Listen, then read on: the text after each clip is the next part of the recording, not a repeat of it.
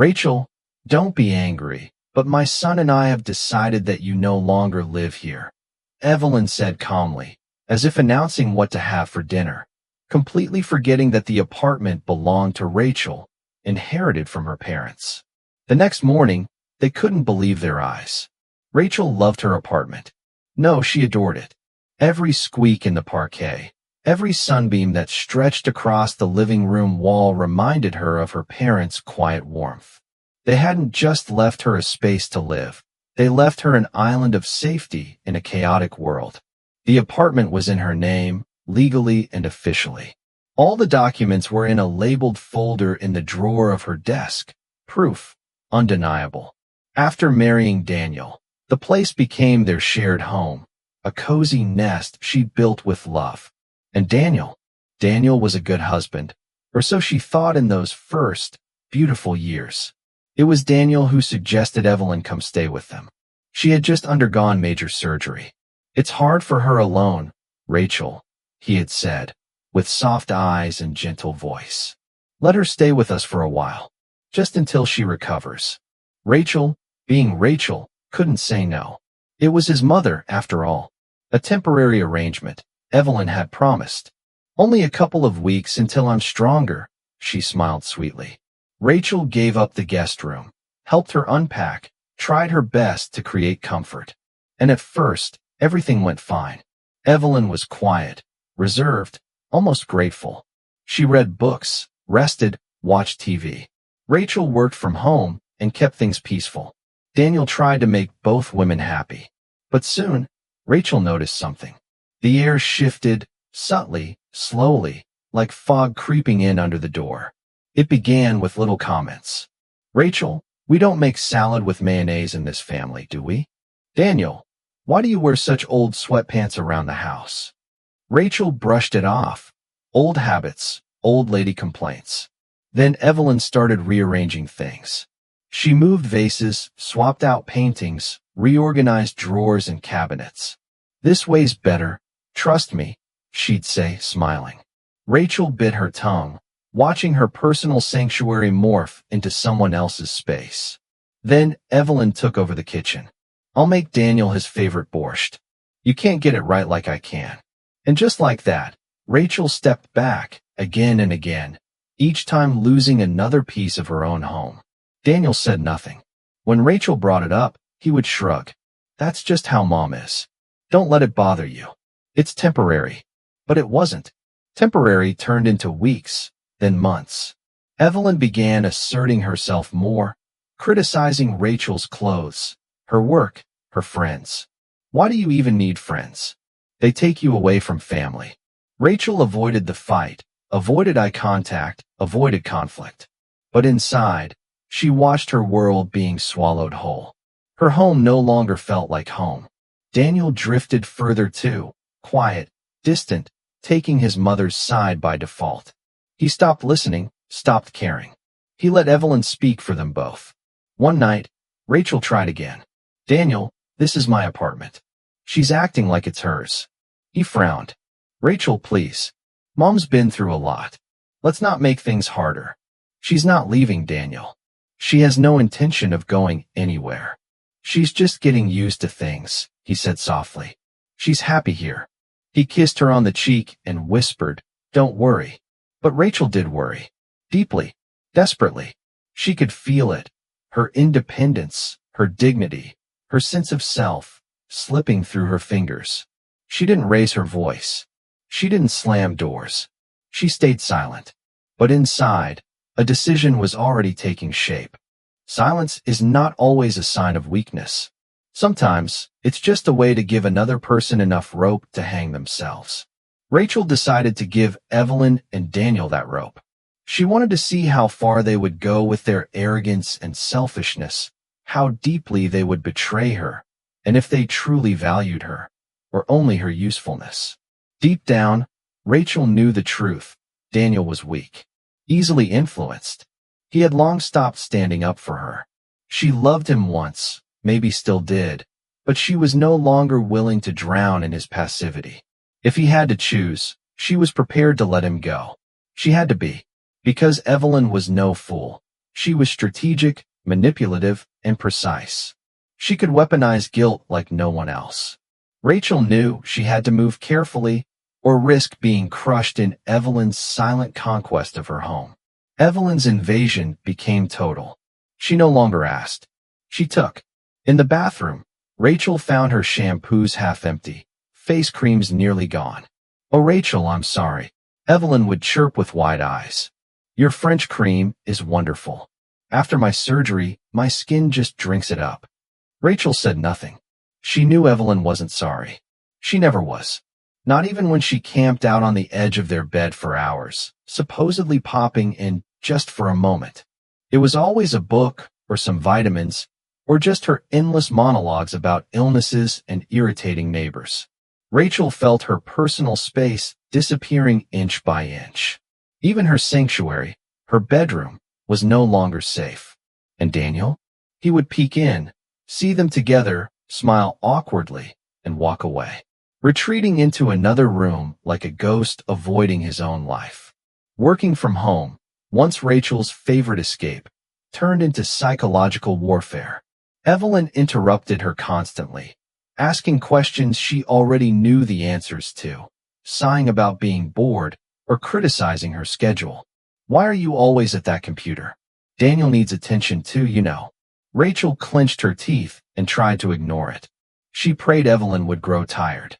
But one day, Evelyn dropped the mask entirely. "I don't understand why you work from home," she scoffed. "You should get a proper job. Sitting here like a fool while Daniel supports this whole household." Rachel felt her hands tighten into fists under the table. Her job paid well. It fulfilled her. But what hurt more was the silence that followed. Daniel, standing nearby, just flushed red and muttered something meaningless. He didn't defend her. He didn't even look at her. That silence cut deeper than Evelyn's insults ever could. Daniel had changed. Or maybe the version she loved had simply faded. He became distant, short-tempered, emotionally vacant. He never asked how she was. Never consulted her about anything. He existed beside her, not with her. And always, when she brought up Evelyn, he would say, "Well, you know my mom." As if that excused everything. As if that was enough to explain away the constant humiliation, the slow dismantling of Rachel's life. A wall had grown between them, thick and cold. Rachel could feel it, and she knew Daniel would never climb over it. He had already chosen a side. Evelyn acted like she forgot the apartment belonged to Rachel.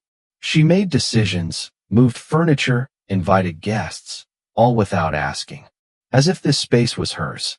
One day, Rachel found her swapping out the framed photo of her and her late parents with an old one of Evelyn and Daniel. Rachel didn't argue. She simply put her family photo back. Evelyn stared at her with quiet defiance, but said nothing. Rachel saw it for what it was, a declaration, a claim. On Friday evening, Rachel looked forward to finally breathing. A quiet weekend. No guests, no obligations. Just time to herself. But Evelyn must have sensed that intention, because that night, she struck. Daniel came home late, disheveled and evasive. Rachel had just finished writing, her headphones still echoing music in her ears. She stepped into the kitchen, and there they were. Evelyn was already ladling borscht into bowls, humming like she owned the place. The smell of boiled beets filled the air. Rachel's stomach turned, not from hunger, but from instinct. Something was about to happen. "Rachel, sit down, dear," Evelyn sang with practiced sweetness, adjusting the napkin under her bowl like a dutiful hostess. "We need to talk." Rachel felt her stomach clench. These conversations always came laced with passive aggression and thinly veiled insults. She sat across from them, bracing herself. Daniel said nothing, just stirred his soup in slow circles. Evelyn let out a theatrical sigh and began. "You know, Rachel, Daniel and I have been discussing something." Rachel noted the phrasing. "We and Daniel." Not Rachel and Daniel. Not husband and wife. Since Evelyn moved in, it had always been "we think," "we've decided," as though Rachel were some irrelevant tenant. "We feel you might not be comfortable here anymore," Evelyn continued, her tone lined with fake concern. Rachel raised an eyebrow. Uncomfortable. Why would you say that? Evelyn smiled with wide eyes. Well, you're such a creative person. You need space, freedom, and here we are, just two ordinary people with our boring routines. We're probably holding you back. Rachel didn't respond. She was trying to see the trap before it snapped shut. She looked at Daniel, but he wouldn't meet her eyes. He finally muttered, "Maybe we shouldn't be so abrupt," but Evelyn cut him off. "No, Daniel. We need to be clear. Rachel is smart. She'll understand." Then she turned back to Rachel with a smile that didn't reach her eyes. "We think it's best if you live separately for a while, just until you get your strength back, your inspiration. Don't worry about us. We'll manage." Rachel stared at them, blinking slowly. It was surreal, like watching strangers act out a bad scene. She felt rage building under her ribs, but pressed it down. She needed to listen, to let them finish their betrayal. Separately, she asked calmly, "What do you mean?" Evelyn hesitated for show. "Maybe you could rent a place. Or stay with a friend. Whatever feels right to you. The important thing is that you feel good." Daniel still hadn't looked up. "It'll be easier for everyone," he mumbled. Rachel turned to him. For a moment, she searched his face, hoping for a flicker of remorse, of backbone, of love. But all she saw was fear and weakness. He had chosen. He chose comfort over truth, loyalty to his mother over respect for his wife. She felt the weight of the final break settle into place. Slowly, she set her spoon down. "As you say," she replied, voice level, eyes locked on Evelyn's. Evelyn smiled, triumphant, thinking she had won. She didn't know Rachel at all. Rachel had already started making plans. Saturday morning came like nothing had happened. Evelyn and Daniel packed for their usual weekend at the dacha, gardening, grilling, pretending they were a happy family. Rachel, as usual, declined. "You're not coming?" Evelyn asked, feigning hurt. "It's so nice. Fresh air." "No, thank you," Rachel said sweetly. "I have work to finish." She walked them to the door with a smile that didn't reach her eyes. Once the door shut behind them, she exhaled and got to work. First, she called a locksmith. She explained everything, and he came within the hour, changing every lock while nodding like he'd seen this too many times before. The old keys. Useless now. Then she called Elena, her lawyer, her ally. Elena had helped her with the inheritance years ago and knew exactly what to do. Rachel told her everything. The pressure, the insults, the betrayal. Elena didn't hesitate. "Don't worry, Rachel. We'll end this properly. The apartment is legally yours. No one has the right to remove you. I'll prepare official notices to revoke their right to reside there. Both Evelyn and Daniel, if he doesn't grow a spine." Rachel felt her body relax for the first time in weeks. She knew Elena would protect her rights. And this time, she wasn't backing down. While Elena worked on the paperwork, Rachel began packing Evelyn's belongings. She wasn't gentle. She tossed the blouses, the dresses, the expensive creams into boxes with mechanical precision, as if removing pests, not possessions. With every item thrown in, it was as though she was discarding not just fabric or glass, but years of silent rage, of swallowed words, of stolen space. By evening, it was done. The locks had been changed. The notice was drafted. The past was packed into cardboard. Rachel sat alone in the apartment. But for the first time in a long time, she felt at peace. The silence wasn't heavy anymore. It was hers. Sunday evening came. Evelyn and Daniel returned from the dacha with the usual air of entitlement. Evelyn, smug as always, clutched a bag of dacha apples like a peace offering she'd never have to explain. Daniel looked exhausted, by the trip, by the lies, by his own cowardice. They approached the door. Daniel inserted the key. It didn't turn. He tried again. Then harder. Still nothing. "What's going on?" Evelyn asked, voice sharpening. "Did you break the key?" "No," Daniel muttered. "It just won't open." He knocked. Once, then again. Silence. Maybe Rachel went out. Evelyn guessed, But there was doubt in her tone now. Daniel shook his head. She never leaves at this hour. He pounded again, louder. Still no answer. This time, a door creaked open. Mrs. Hattie, the neighbor, peeked out. Daniel? Oh, I thought someone was breaking in.